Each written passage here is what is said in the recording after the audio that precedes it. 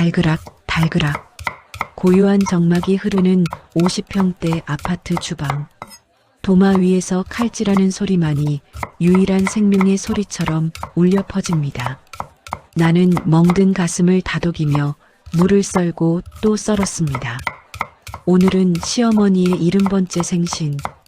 거실에는 어머니가 초대한 동네 친구분들과 친척들의 웃음소리가 담장을 넘을 듯 시끌벅적했지만 그 행복한 소음 속에 내 자리는 없었습니다. 결혼 5년 차. 남들은 깨볶는 신혼이네, 권태기네 하며 평범한 고민을 할 시간이지만 나에게 지난 5년은 감옥이었습니다. 아니, 죄인으로서의 삶이었습니다. 이유는 단 하나. 이 집안의 대를 이을 아들을 낳지 못했다는 것. 그것이 내가 받은 형벌의 죄목이었습니다. 아, 너는 물을 밭에서 뽑아오냐?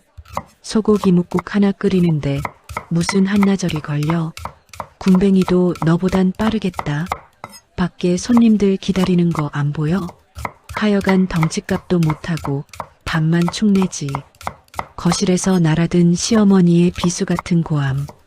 나는 익숙하다는 듯 한숨을 삼키며 가스불을 켰습니다. 뜨거운 국물이 끓어오르듯 내 속에서도 울분이 끓어올랐지만 나는 찬물을 들이켜며 식혀냈습니다. 남편 성훈 씨는 중견기업의 이사였고 시댁은 꽤 많은 상가 건물을 가진 알부자였습니다. 남들이 볼 때는 청담동 며느리라며 부러워했지만 실상은 식모보다 못한 처지였습니다. 그때였습니다. 거실에 있던 시어머니 친구분 중 한 분이 짐짓 위로한답시고 내 흉을 보기 시작한 것은 아유 말자 여사. 좀 참아. 며느리 들으면 섭섭하겠어. 그래도 애가 착하잖아.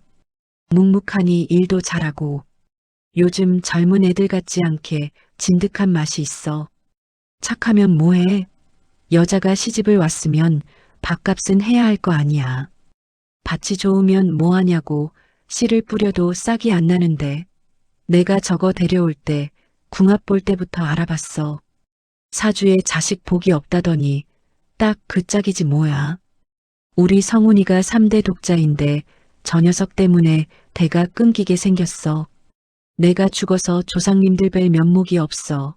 면목이. 어머니의 목소리는 일부러 들으라는 듯 컸습니다.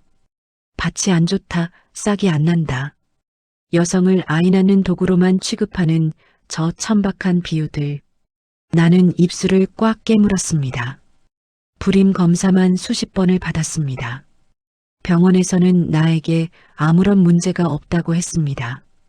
오히려 남편의 활동성이 조금 떨어진다는 소견이 있었지만 시어머니는 그 검사 결과지를 내 눈앞에서 찢어버리셨죠. 감히 어디 하늘 같은 내 아들한테 하자가 있다고 뒤집어 씌워. 그날 내 뺨을 때리던 어머니의 손맛은 5년이 지난 지금도 잊히지 않습니다. 잠시 후 현관문 도어락이 해제되는 소리가 들렸습니다. 남편이 퇴근한 것입니다. 그런데 평소와 달리 남편의 발걸음 소리가 혼자가 아니었습니다. 누군가와 함께 들어오는 소리. 나는 국자를 내려놓고 현관으로 나갔습니다. 그리고 그 자리에서 얼어붙고 말았습니다. 남편 성훈 씨 옆에는 웬 낯선 여자가 팔짱을 끼고 서 있었고 그 여자의 손에는 5살쯤 되어 보이는 사내아이가 들려 있었습니다. 화려한 화장에 명품으로 휘감은 여자, 그리고 남편을 묘하게 닮은 듯한 남자아이. 본능적으로 등줄기에 식은땀이 흘렀습니다. 불길한 예감은 왜 한 번도 틀리지 않는 걸까요? 다들 와 계셨네요? 엄마, 저 왔어요. 그리고 인사드릴 사람들도 같이 왔어요. 거실에 앉아있던 시어머니와 친척들의 시선이 일제히 현관으로 쏠렸습니다. 시어머니는 낯선 여자를 보며 미간을 찌푸리셨습니다. 아니, 넌 오늘 같은 날 누굴 데리고 온 거야? 회사 사람이야? 왜 애까지 데리고? 남편은 내 눈을 피하지도 않은 채 보란 듯이 그 여자의 허리를 감싸 안았습니다. 그리고 폭탄을 던졌습니다. 엄마, 놀라지 말고 들으세요. 여기는 혜진이, 그리고 이 아이, 제 아들입니다. 민준이에요. 엄마 손자라고요. 순간 시간이 멈춘 것 같았습니다. 국자에서 국물이 뚝 하고 바닥으로 떨어지는 소리가 천둥처럼 들렸습니다. 거실에 있던 사람들의 입이 떡 벌어졌습니다. 나 역시 숨을 쉴 수가 없었습니다. 아들, 손자, 지금 내가 무슨 소리를 들은 거지? 머릿속이 하얗게 전멸했습니다. 뭐라고? 아들, 내 아들, 네. 저 혜진이랑 만난 지 꽤 됐어요. 집사람이랑 결혼하기 전부터 알던 사이였고요. 실수로 헤어졌다가 다시 만났는데 이미 제 아이를 키우고 있더라고요. 유전자 검사까지 다 마쳤어요.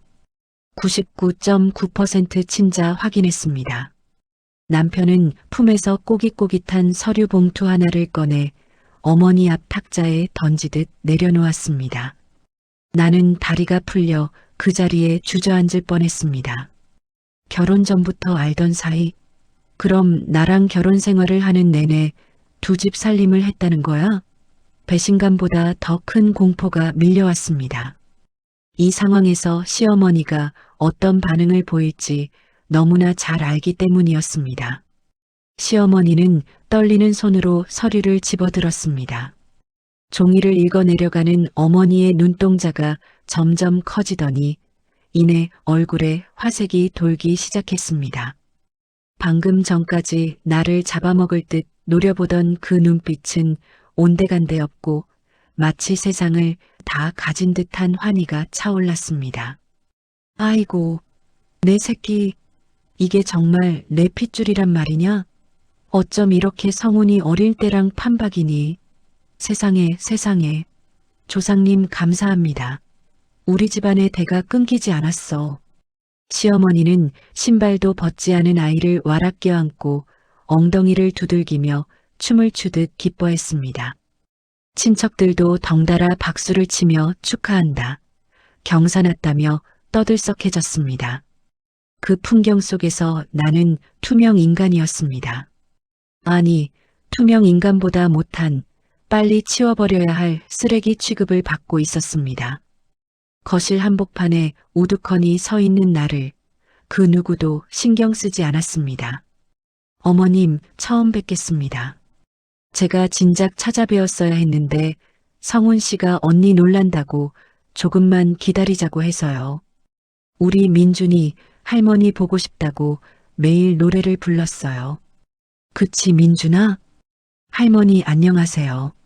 오냐, 내 강아지. 목소리도 씩씩하네.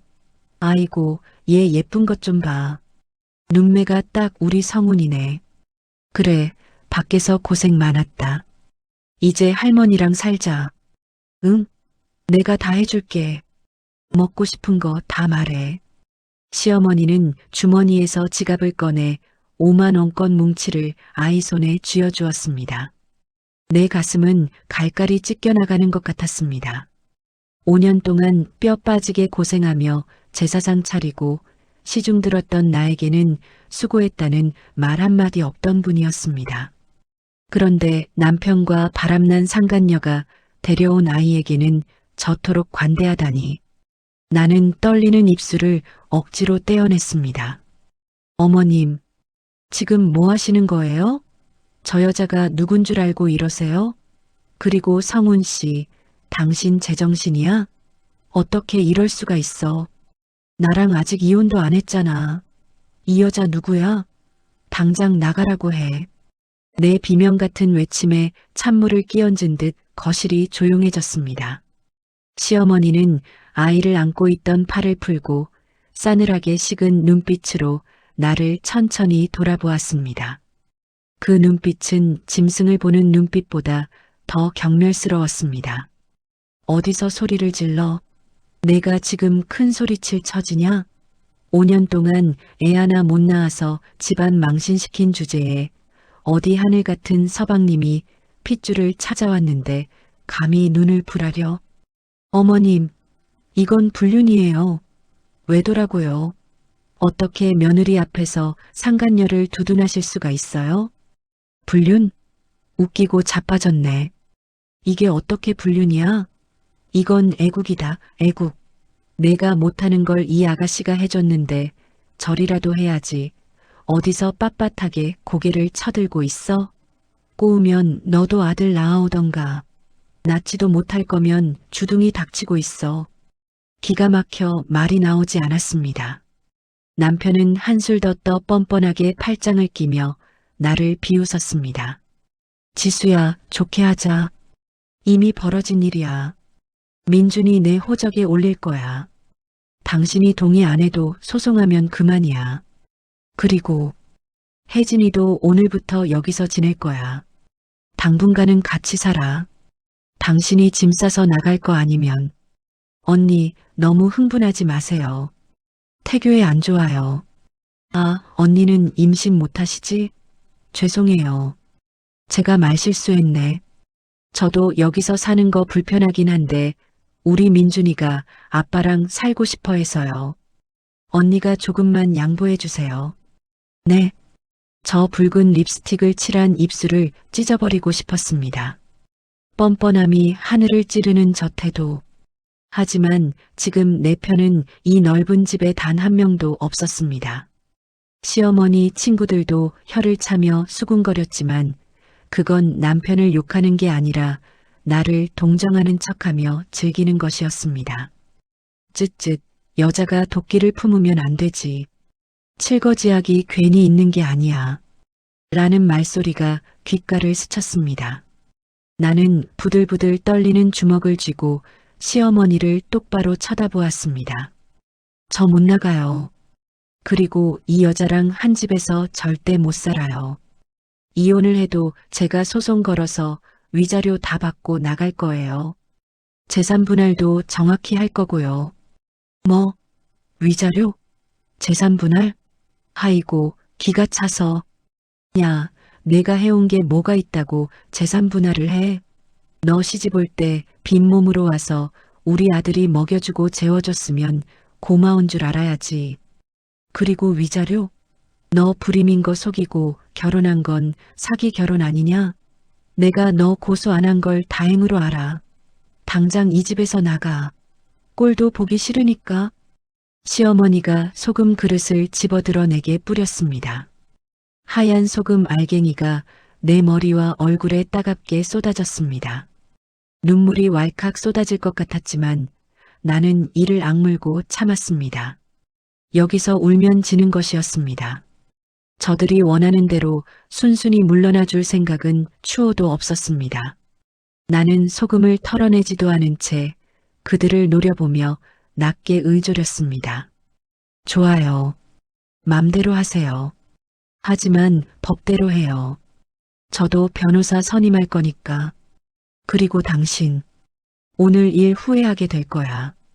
반드시. 나는 획 돌아서서 안방으로 들어가려 했습니다. 그런데 남편이 내 앞을 막아섰습니다. 어딜 들어가? 거긴 혜진이랑 내가 쓸 거야. 당신 짐 다 빼서 저쪽 문간방으로 옮겨놨어. 거기서 지내든지 나가든지 알아서 해. 주제 파악 좀 하고 살자. 응? 문간방. 그곳은 곰팡이가 슬어 창고로 쓰던 좁은 방이었습니다. 내 옷과 화장품들이 쓰레기처럼 그 방 바닥에 널브러져 있는 것이 열린 문틈으로 보였습니다. 내 안방, 내 침대, 내 공간을 하루아침에 저 상간녀에게 빼앗긴 것입니다. 억장이 무너진다는 게 이런 기분일까요? 나는 더 이상 대꾸할 힘조차 없어 문간방으로 들어가 문을 잠갔습니다. 문 밖에서는 하하호호 웃음소리가 끊이지 않았습니다. 아이고, 우리 며느리, 아니 혜진아. 이거 좀 먹어봐라. 갈비찜 내가 며칠을 고아서 만든 거다. 우리 손주도 많이 먹고 쑥쑥 커야지. 성훈이 너는 뭐하냐. 혜진이 입에 넣어주지 않고. 어머님 솜씨 정말 좋으세요. 어쩜 이렇게 간이 딱 맞아요?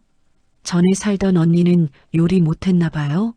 성훈 씨가 맨날 집밥 맛없다고 투덜거렸거든요. 말도 마.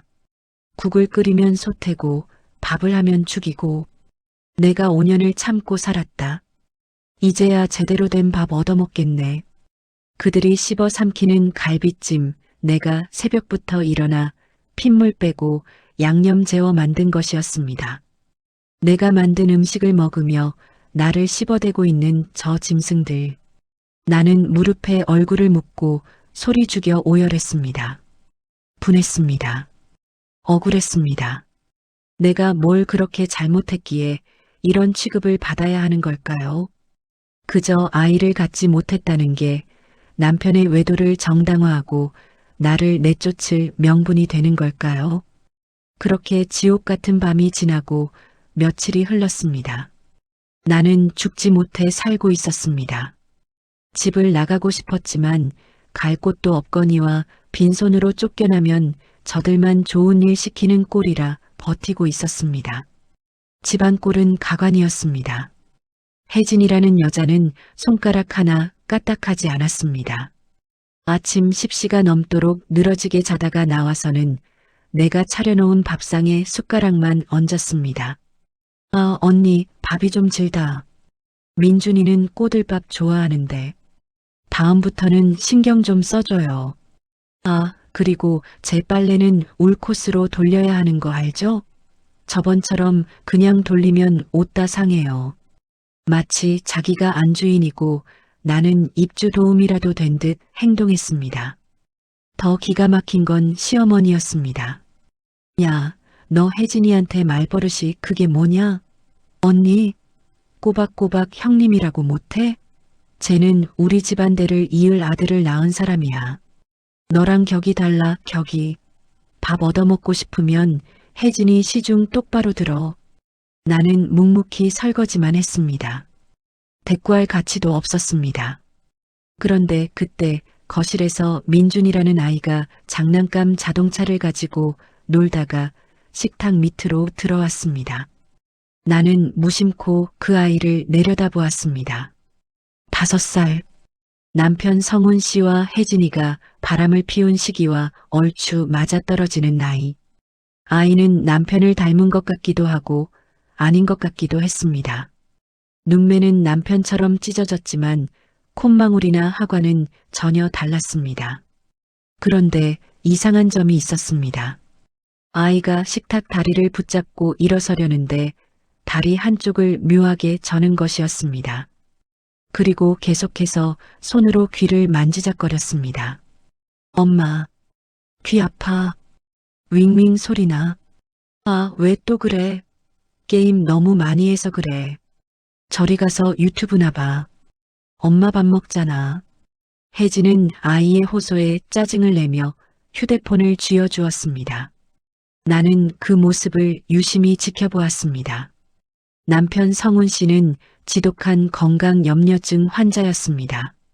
조금만 어디가 아파도 대학병원을 찾아가고 영양제를 한 움큼씩 챙겨 먹는 사람이었죠. 그런데 자기 핏줄이라는 아이가 귀가 아프다는데 쳐다보지도 않는다? 그리고 결정적인 의구심은 그날 밤 찾아왔습니다. 나는 목이 말라 부엌으로 나왔다가 안방 문이 살짝 열려 있는 것을 보았습니다. 혜진과 남편이 침대에 누워 대화를 나누고 있었습니다. 자기야, 언제까지 저 여자랑 같이 살 거야? 불편해 죽겠어. 어머님이 건물 하나 주신다며. 그거 명예 이전 언제 해줘? 민준이 앞으로 해준다면서. 조금만 기다려. 엄마가 세금 문제 때문에 알아보고 계셔. 이혼 도장만 찍으면 바로 정리할 거야. 근데 민준이 말이야. 요즘 왜 저래? 자꾸 멍하니 있고 불러도 대답도 잘 안 하고. 병원 가봐야 하는 거 아니야? 아, 아니야. 애들이 클 때 다 그렇지 뭐. 당신 예민하게 왜 그래? 내가 알아서 키워. 당신은 돈이나 빨리 해결해줘. 그래야 우리 세 식구 알콩달콩 살지. 혜진의 반응이 너무 과민했습니다. 병원에 가보자는 말에 저렇게 펄쩍 뛸 일인가? 나는 벽 뒤에 숨어 숨을 죽였습니다. 무언가 숨기는 게 있는 게 분명했습니다. 다음 날 나는 집안이 빈틈을 타 혜진의 화장대와 쓰레기통을 뒤지기 시작했습니다. 지푸라기라도 잡는 심정으로 단서를 찾고 싶었습니다. 쓰레기통 안에서 구겨진 영수증 뭉치와 다 쓴 화장품 통들이 나왔습니다.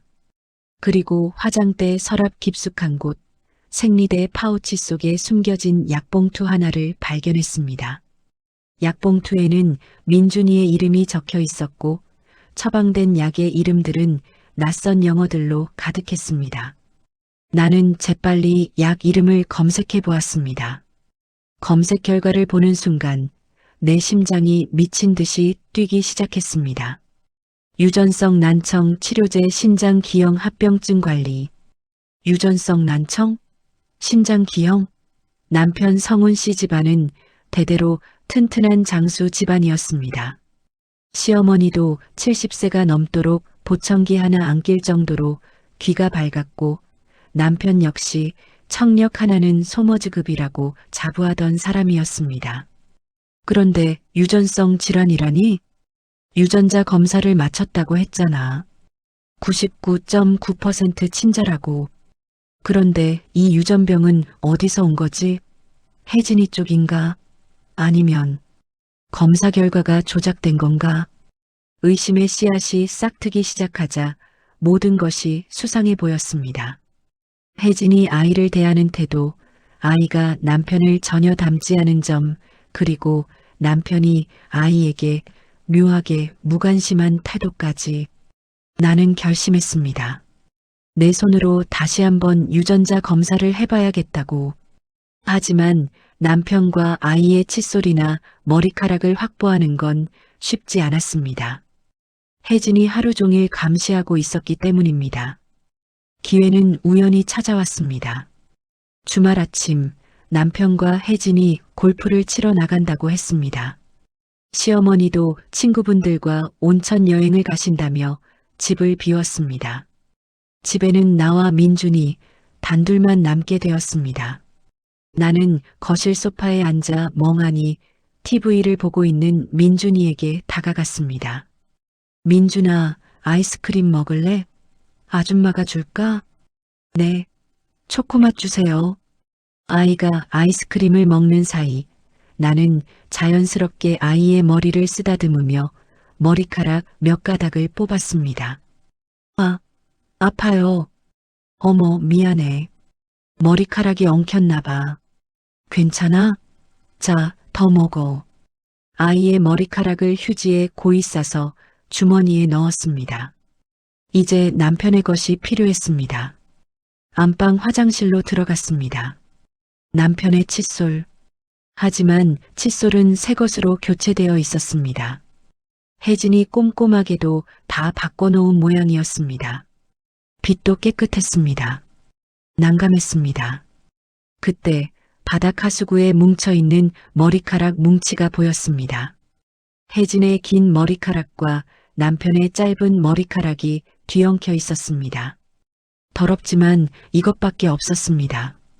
나는 핀셋으로 조심스럽게 짧고 굵은 머리카락들을 골라냈습니다. 심장이 입 밖으로 튀어나올 것만 같았습니다. 나는 떨리는 손으로 2개의 봉투를 가방 깊숙이 넣었습니다. 그리고 집을 나섰습니다. 시장 좀 다녀오겠다는 쪽지 하나만 남겨둔 채 유전자 검사 센터로 향하는 택시 안 창밖의 풍경은 흐릿하게 지나갔습니다. 만약 정말로 내 예감이 맞는다면? 이 아이가 남편의 핏줄이 아니라면? 그렇다면 이것은 단순한 불륜 사건이 아니라 거대한 사기극이 되는 것이었습니다. 시어머니가 그토록 끔찍이 여기는 핏줄이 사실은 뻐꾸기가 남의 둥지에 낳아놓은 알이라면? 입가에 서늘한 미소가 번졌습니다. 5년 동안 당한 수모, 짐승 취급받았던 세월을 한 방에 뒤집을 수 있는 카드가 될지도 모릅니다. 하지만 불안감도 여전했습니다. 남편이 보여준 그 서류는 뭐였을까? 위조된 걸까? 아니면 내가 헛다리를 짚고 있는 걸까? 센터에 샘플을 접수하고 돌아오는 길, 나는 문득 남편의 과거 건강검진 기록이 궁금해졌습니다. 내가 보관하고 있던 서류철들을 뒤지기 시작했습니다. 결혼 초 불임 클리닉에 다닐 때 남편은 정밀 검사를 거부하며 간단한 기본 검사만 받았었습니다. 나는 건강해. 남자가 무슨 검사야? 하며 화를 냈었죠. 하지만 내가 몰래 챙겨둔 3년 전 회사 건강검진 결과표가 생각났습니다. 집 근처 카페 구석에 앉아 낡은 서류철을 뒤졌습니다. 그리고 찾아낸 한 장의 종이. 비뇨기과 소결란에 아주 작게 적힌 의학 용어 하나가 내 눈을 사로잡았습니다. 잠복고환 수술 이력 희소정자증 의심. 잠복고환 수술 이력 그리고 희소정자증 의심. 나는 손으로 입을 틀어막았습니다. 남편은 어릴 때 잠복고환 수술을 받았던 겁니다. 그리고 정자수가 매우 부족할 가능성이 높다는 소견이 있었습니다.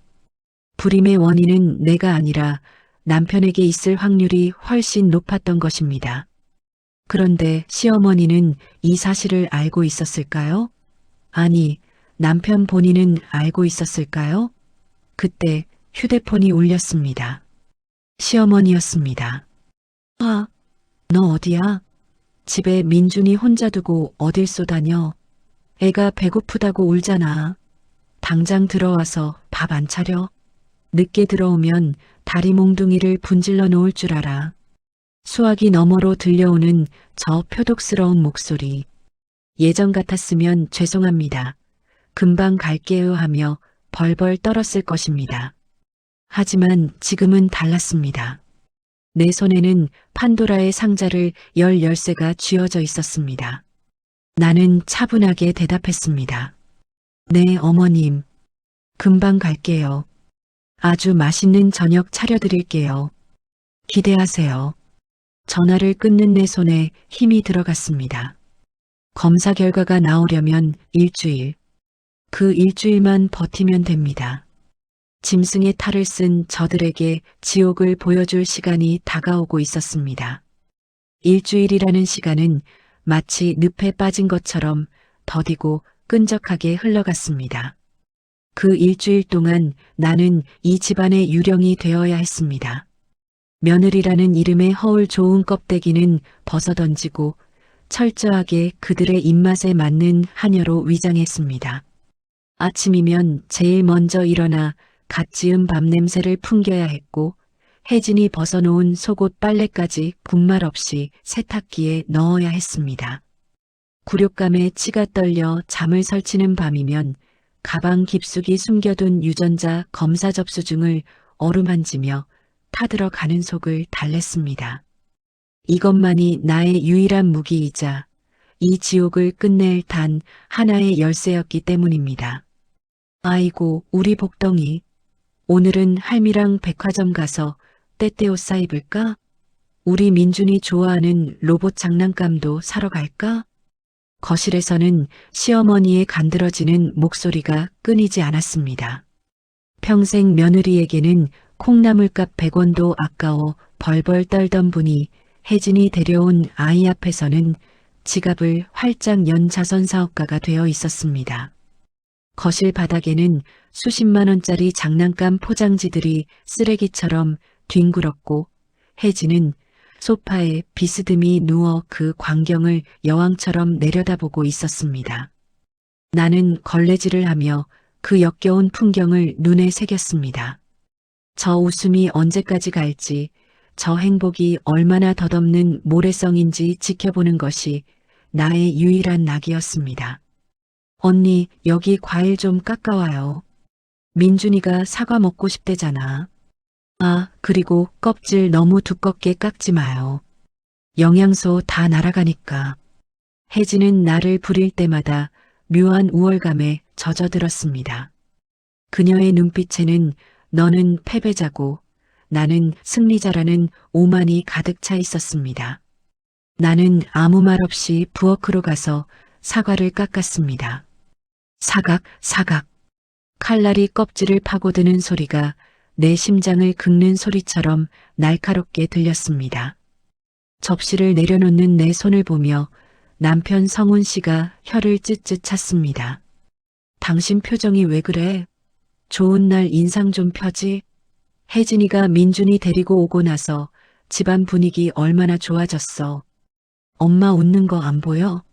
당신이 5년 동안 못했던 효도 혜진이가 다 하고 있잖아. 효도라. 그래요. 참 대단한 효도네요. 당신은 좋겠어. 토끼 같은 자식에 여우 같은 마누라까지 둘이나 얻어서. 비꼬지 마. 그러게 진작 애를 낳았으면 이런 일 없었잖아. 다 당신 자업자득이야. 그리고 변호사 알아본다는 소리 있던데 헛돈 쓰지 마.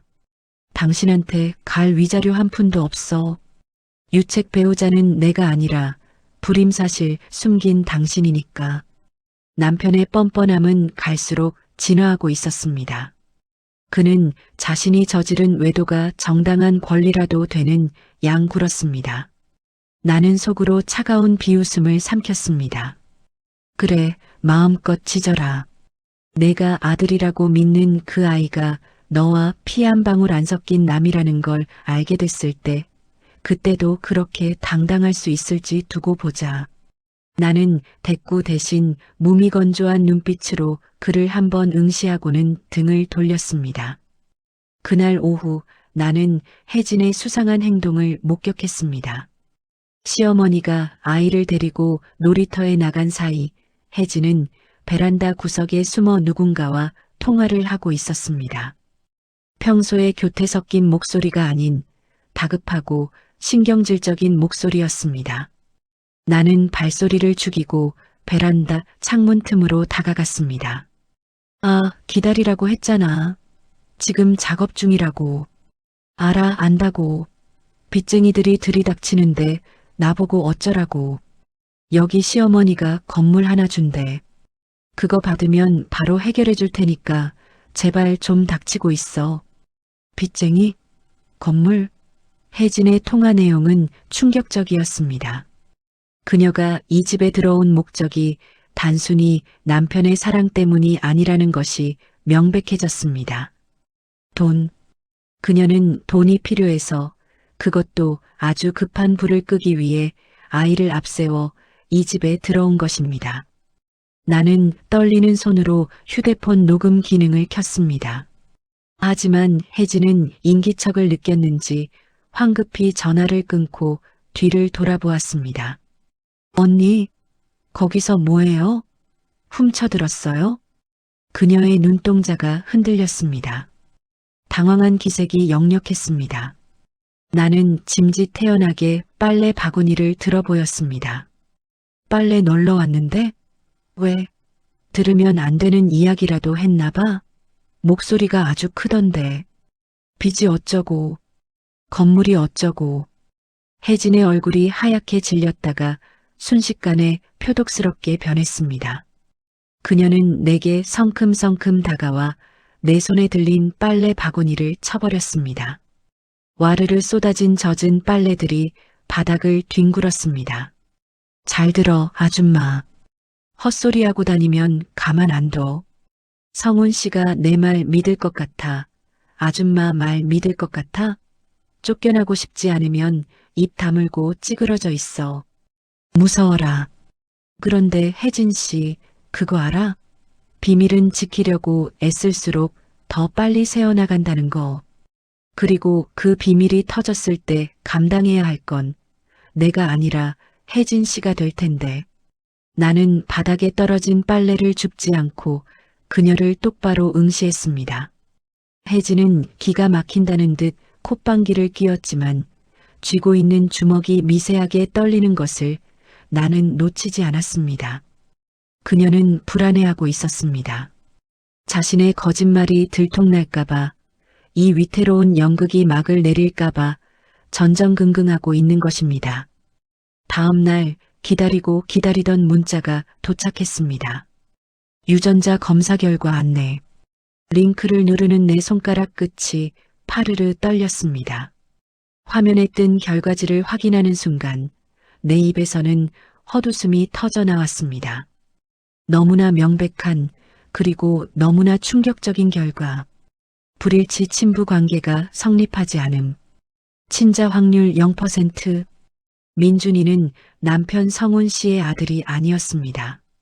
남편은 생판 남의 자식을 제 핏줄이라 믿고 조강지처를 내쫓고 상간녀를 들인 천하의 멍청이가 된 꼴이었습니다. 그리고 검사지 하단에 적힌 또 하나의 소견. Y염색체 미세결실 확인. 민준이가 앓고 있는 난청과 신장 기형은 단순한 돌연변이가 아니라 친부로부터 물려받은 유전 질환일 가능성이 높다는 것이었습니다. 나는 휴대폰을 가슴에 품고 한참을 웃었습니다. 눈물이 날 정도로 웃었습니다. 슬퍼서가 아니었습니다. 이 기막힌 막장 드라마의 결말을 내가 직접 쓸 수 있게 되었다는 희열 때문이었습니다. 이제 내 손에는 핵폭탄 스위치가 쥐어졌습니다. 남은 건 언제, 어디서, 어떻게 터뜨리느냐 하는 타이밍뿐이었습니다. 그때 거실에서 남편의 들뜬 목소리가 들려왔습니다. 엄마, 드디어 날짜 잡았어요. 다음 주 토요일 민준이 호적 올리는 거 기념해서 호텔에서 잔치하기로 했어요. 친척들 다 부르고 회사 임원들도 초대하려고요. 우리 아들 세상에 공표하는 날인데 성대하게 해야죠. 그렇고 말고 내 첫 손주, 금쪽 같은 내 새끼 호적에 올리는 날인데 동네 잔치라도 벌여야지. 호텔 제일 큰 룸으로 잡아라. 음식도 최고급으로 하고. 아, 맞다. 지수 너. 시어머니가 부엌에 있는 나를 불렀습니다. 나는 표정을 갈무리하고 거실로 나갔습니다. 시어머니는 거만하게 소파에 앉아 나에게 명령했습니다. 너 그날 잔치에 와서 서빙 좀 해라. 손님들 많을 텐데 직원들만으로는 부족할 거 아니냐. 내가 와서 혜진이 옆에서 시중도 좀 들고 손님들 비위도 맞추고 해. 밥값은 해야지. 엄마, 그건 좀 그렇지 않나? 사람들 보기에도 좀. 뭐가 어때서? 지가 쫓겨나기 싫어서 붙어 있는 건데 이 정도는 감수해야지. 그리고 사람들한테는 도움이라고 하면 돼. 너 올 거지? 안 오면 당장 짐 싸서 나가라. 나를 자신의 손자 입적 잔치에 하녀로 부르겠다는 시어머니. 인간으로서 최소한의 존엄마저 짓밟는 처사였습니다. 하지만 나는 오히려 잘됐다고 생각했습니다. 그들이 가장 행복해하는 순간, 가장 높은 곳에 올라갔다고 믿는 그 순간에 바닥으로 추락시켜주는 것이 최고의 복수일 테니까요. 네, 어머님. 갈게요. 가서 제가 할 수 있는 일은 다 할게요. 혜진 씨랑 민준이를 위해서 정말 잊지 못할 잔치가 되도록 도울게요. 내 순순한 대답에 혜진은 의심스러운 눈초리를 보냈지만 시어머니와 남편은 만족스러운 듯 껄껄 웃었습니다. 나는 방으로 들어와 컴퓨터 앞에 앉았습니다. 이제 마지막 퍼즐을 맞출 차례였습니다. 혜진이 통화했던 그 빚쟁이, 그리고 민준이의 진짜 아빠. 나는 흥신소에 의뢰했던 메일함을 열었습니다. 메일에는 혜진의 과거가 낱낱이 적혀 있었습니다. 그녀는 강남의 한 유흥업소에서 일명 에이스로 통하던 여자였습니다. 그리고 민준이의 생부로 추정되는 남자의 사진도 함께 첨부되어 있었습니다. 사진 속 남자는 혜진에게 돈을 독촉하던 사채업자, 바로 그 오빠였습니다. 아이가 귀가 아프고 아빠를 닮지 않았던 이유, 혜진이 그토록 돈에 집착했던 이유가 모든 퍼즐 조각처럼 맞춰졌습니다. 그녀는 업소 단골 손님이었던 호구 잡기 쉬운 내 남편을 타깃으로 삼았고 사채 빚을 갚기 위해 다른 남자의 아이를 남편의 아이로 둔갑시킨 것입니다. 일주일 뒤 대망의 토요일이 밝았습니다. 호텔 연회장은 화려한 꽃장식과 최고급 뷔페로 채워졌습니다. 남편은 말끔한 턱시도를 입고 싱글벙글 웃으며 하객들을 맞이했고, 혜진은 순백의 드레스를 입고 마치 새 신부처럼 행세했습니다. 시어머니는 한복을 곱게 차려입고 민준이를 안은 채 연신 덩실거렸습니다. 아이고, 어서 오세요. 우리 손자입니다. 잘생겼죠? 아주 제 아비랑 판박이라니까요. 호호. 나는 검은색 정장을 입고 구석에서 음료를 나르고 있었습니다. 사람들은 나를 보며 수군거렸습니다. 저 여자가 그 전 부인이라며 독하다 독해. 저 꼴을 보고도 붙어있네. 비웃음과 동정의 시선들이 쏟아졌지만 나는 개의치 않았습니다. 내 주머니 속에는 USB가 들어 있었고 연회장 정면에는 거대한 스크린이 설치되어 있었습니다. 행사가 절정에 달했을 때 남편이 마이크를 잡고 단상 위로 올라갔습니다. 바쁘신 와중에 이렇게 와주셔서 감사합니다. 오늘은 제 인생에서 가장 기쁜 날입니다. 뒤늦게 얻은 제 소중한 아들 민준이를 여러분께 정식으로 소개하고 제 호적에 올리는 뜻깊은 자리입니다. 사람들의 박수갈채가 쏟아졌습니다. 혜진은 감격한 듯 눈물을 훔치는 척했고 시어머니는 흐뭇하게 그들을 바라보았습니다. 남편은 벅찬 목소리로 말을 이었습니다. 그리고 지난 5년 동안 저를 믿고 기다려준 제 사랑하는 사람 혜진이에게도 고맙다는 말을 전하고 싶습니다. 혜진아, 사랑한다. 분위기가 한껏 무르익었을 때 남편이 준비한 가족 성장 영상이 스크린에 재생될 순서였습니다. 조명이 어두워지고 스크린에 불이 들어왔습니다.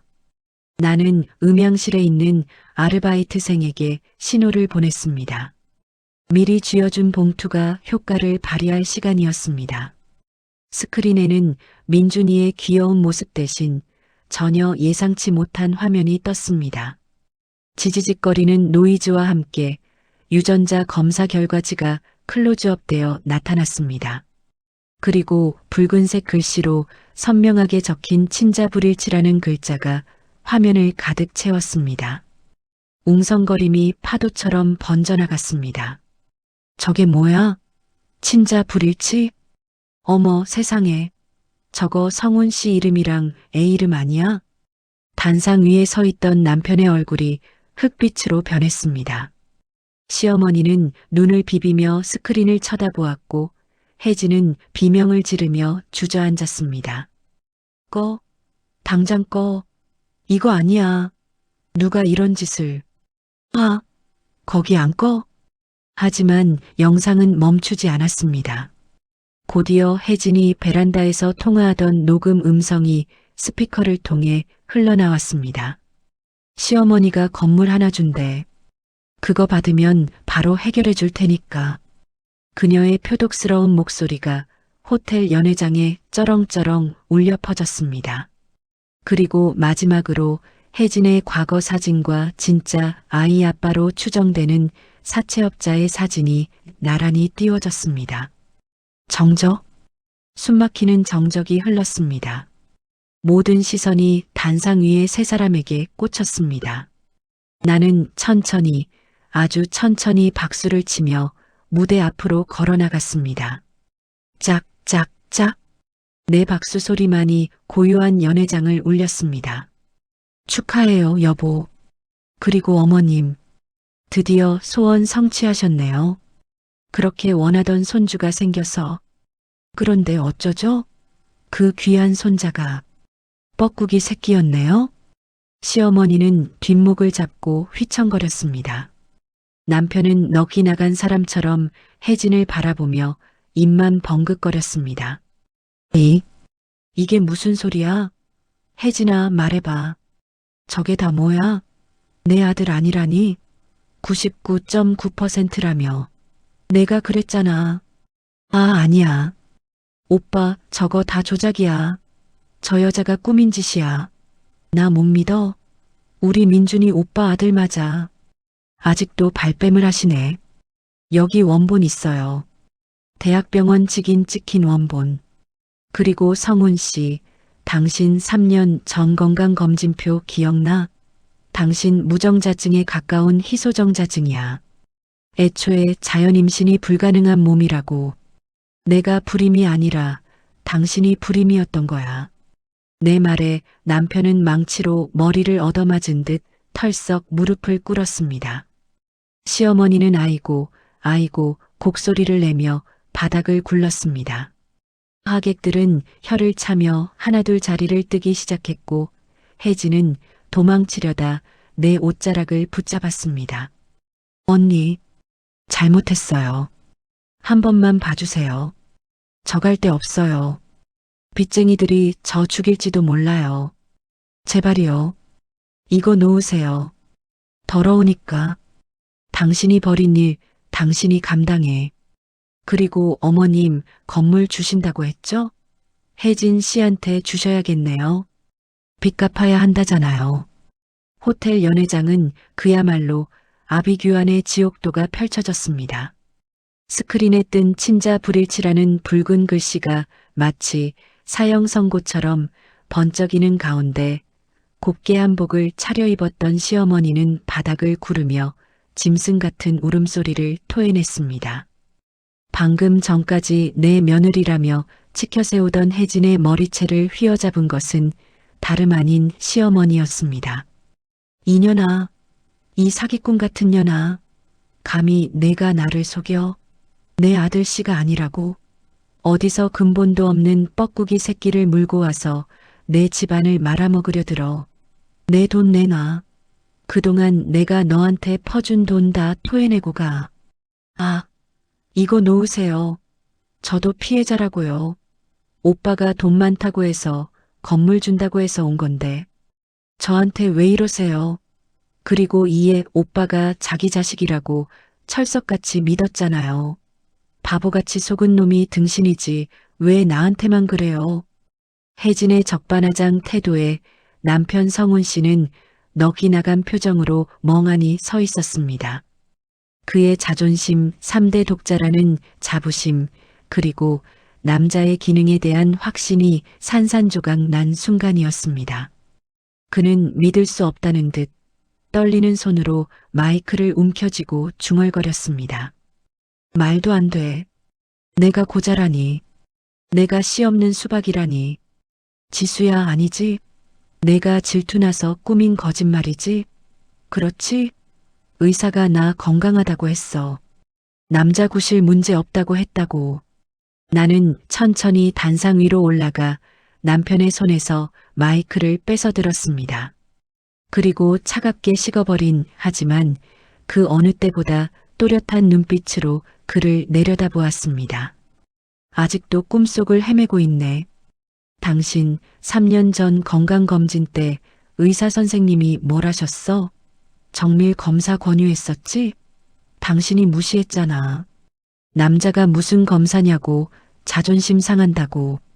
그때 검사만 제대로 했어도 이런 망신은 안 당했을 텐데. 당신의 그 잘난 자존심이 오늘 당신을 세상에서 제일 비참한 남자로 만든 거야. 그때 연회장 입구에서 육중한 문이 열리며 경찰 제복을 입은 사람들이 들이닥쳤습니다. 내가 미리 신고해둔 사기죄 고소가 접수된 것입니다. 경찰들은 혜진을 향해 다가왔고 그녀는 사색이 되어 뒷걸음질 쳤습니다. 김혜진 씨 되시죠? 혼인 빙자 사기 및 거액의 금품 갈취 혐의로 긴급 체포합니다. 당신과 공모한 불법 대부업자 박 씨도 이미 검거되었습니다. 아이는 아동보호기관으로 인계될 겁니다. 수갑이 채워지는 순간 혜진은 바락바락 악을 쓰며 남편을 향해 침을 뱉었습니다. 아, 김성훈, 너 때문에 내 인생 종쳤어. 돈도 없는 게 있는 척은 오지게 하더니 결국 불임 환자 주제에.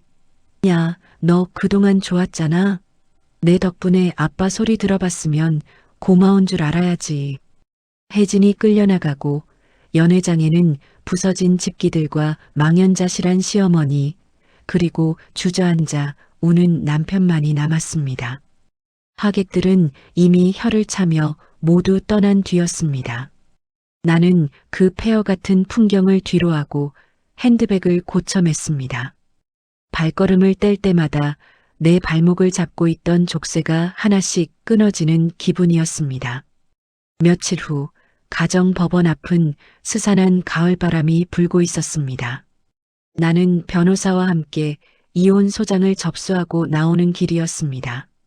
남편과 시어머니는 나의 귀책 사유가 없다는 점, 그리고 그들의 외도와 혼외자, 소동으로 인한 막대한 정신적 피해가 인정되어 꼼짝없이 내 요구 조건을 들어줘야 하는 처지였습니다.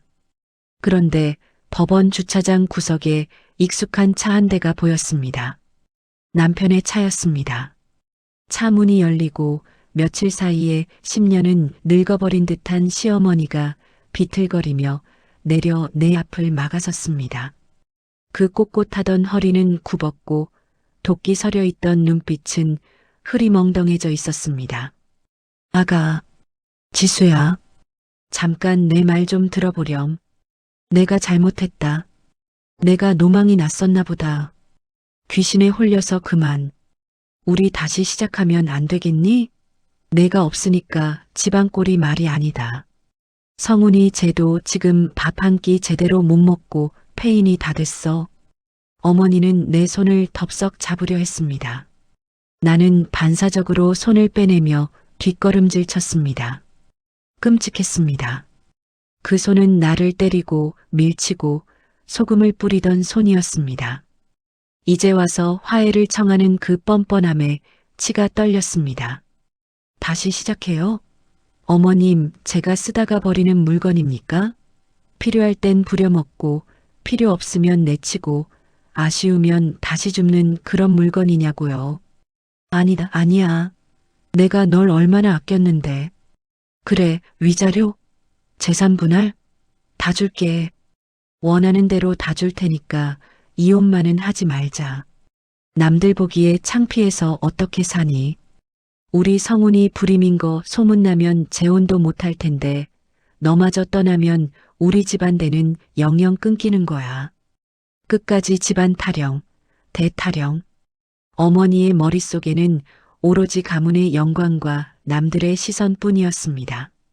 내 인생, 내 상처는 안중에도 없었습니다. 나는 차갑게 웃으며 어머니의 눈을 똑바로 응시했습니다. 어머님, 아직도 모르시겠어요? 그대가 끊긴 거 저 때문이 아니라 어머님이랑 성훈 씨 때문이에요. 어머님이 성훈 씨를 그렇게 오냐오냐 키워서 자기 몸 하나 건사 못하는 남자로 만들었잖아요. 그리고 성훈 씨 방탕하게 살다가 몸 망친 거 본인 탓이고요. 뻐꾸기 새끼한테 집안 기둥뿌리 뽑혀놓고도 아직 정신 못 차리셨네요. 그때 차 안에 있던 남편이 창문을 내리고 나를 불렀습니다. 그의 눈은 퀭했고 목소리는 갈라져 있었습니다. 여보, 지수야, 내가 잘못했어. 나 병원 가서 다시 검사해봤어. 진짜래. 나 애 못 낳는데. 혜진이 그 여자가 나 속인 거래. 나 너무 무서워. 나 혼자 남겨지는 거 무서워. 당신 착하잖아. 한 번만 용서해줘. 응? 남편의 애원은 비굴하다 못해 처참했습니다. 한때 사랑했던 남자의 몰락을 지켜보는 것은 씁쓸했지만 동정심은 들지 않았습니다. 그는 내가 불임이라고 오해받으며 온갖 수모를 당할 때 단 한 번도 나를 보호해주지 않았던 사람이니까요. 착한 지수는 5년 전에 죽었어. 당신들이 죽였잖아. 당신 노후는 당신이 알아서 해. 아, 혜진 씨가 남긴 빚 갚으려면 그 건물 팔아도 모자랄걸? 길거리에 나앉지 않으려면 지금이라도 정신 차리고 일자리 알아보는 게 좋을 거야. 나는 매몰차게 돌아섰습니다. 뒤에서 시어머니가 땅을 치며 통곡하는 소리와 남편이 내 이름을 부르는 소리가 들려왔지만 나는 걸음을 멈추지 않았습니다. 택시에 올라타 창밖을 보는데 흐르지 않을 것 같던 눈물 한 방울이 툭 떨어졌습니다. 그것은 슬픔의 눈물이 아니라 긴 악몽에서 깨어난 안도의 눈물이었습니다. 1년 후 도심의 한 번화가 깔끔한 인테리어의 반찬 가게 앞은 손님들로 문전성시를 이루고 있었습니다. 지수의 부엌이라는 간판 아래서 나는 쉴 새 없이 반찬을 포장하고 있었습니다. 시어머니 밑에서 5년간 눈칫밥 먹으며 갈고 닦은 요리 솜씨가 아이러니하게도 나를 살리는 무기가 되었습니다. 이혼 소송에서 승리하여 받아낸 위자료와 재산 분할금을 종잣돈 삼아 시작한 가게는 내 손맛을 알아본 손님들 덕분에 날로 번창하고 있었습니다. 사장님, 여기 멸치볶음이랑 장조림 좀 더 줘요. 우리 애들이 사장님 반찬 아니면 밥을 안 먹네. 어쩜 이렇게 간이 딱 맞아? 비결이 뭐예요? 비결이랄 게 있나요? 그냥 매운 시집살이 견디면서 터득한 생존 본능이죠, 뭐. 맛있게 드세요. 서비스 더 넣어드렸어요. 가게 마감을 하고 정산을 할 때면 통장에 찍히는 숫자들을 보며 나는 진정한 자유를 느낍니다. 누구의 아내, 누구의 며느리가 아닌 온전히 나로서 살아가는 삶. 퇴근길에 가끔 들리는 소식통에 의하면 전 남편 성훈 씨는 결국 건물을 헐값에 넘기고 작은 월세방으로 이사 갔다고 합니다. 시어머니는 화병으로 몸져 누워 요양병원에 들어갔는데 찾아오는 자식 하나 없어 쓸쓸히 지내고 있다는 소문이었습니다. 집으로 돌아온 나는 따뜻한 차 한 잔을 들고 베란다에 섰습니다. 밤하늘에 별이 유난히 밝았습니다. 문득 예전에 꿨던 악몽이 떠올랐습니다. 뻐꾸기가 내 둥지를 차지하고 나를 밀어내던 꿈. 하지만 이제 그 뻐꾸기는 없습니다. 둥지는 비었지만 그 빈 둥지는 삭막한 폐허가 아니라 나만의 온기로 채울 수 있는 새로운 보금자리가 되었습니다. 나는 찻잔을 내려놓고 거울 앞에 섰습니다. 거울 속의 여자가 나를 보며 당당하게 미소 짓고 있었습니다. 고생했다, 지수야. 이제 진짜 내 인생을 살아. 더 이상 누군가의 그림자가 아니라 찬란하게 빛나는 주인공으로. 뻐꾸기는 남의 둥지에 알을 낳고 도망가지만 둥지의 주인은 결국 둥지를 지킨 자의 것입니다. 폭풍우가 지나간 자리에 더 단단하게 뿌리 내린 나무처럼 나는 흔들리지 않고 내일로 걸어갈 것입니다. 이것이 5년간의 지독했던 시월드 드라마의 진짜 엔딩입니다. 구독과 좋아요, 알림 설정은 영상 제작에 큰 힘이 됩니다. 더 재밌는 이야기로 찾아뵙겠습니다. 감사합니다.